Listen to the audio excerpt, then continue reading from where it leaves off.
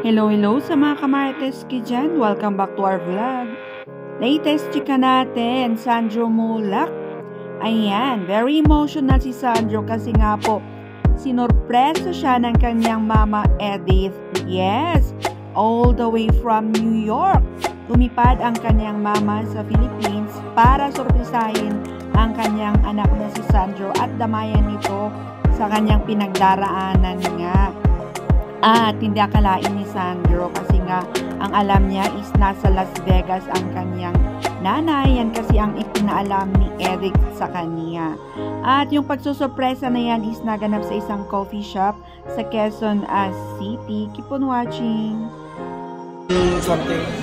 Kasi pag-washa. Sino to? Yan, sino to?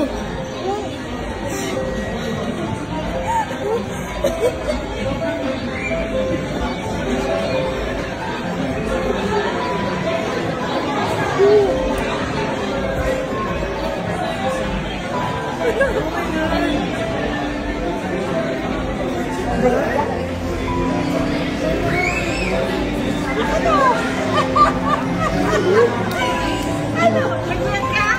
Sa Las Vegas siya. Las Vegas na lang. Promise. Okay, tawag ako. Kulit-kulit mo.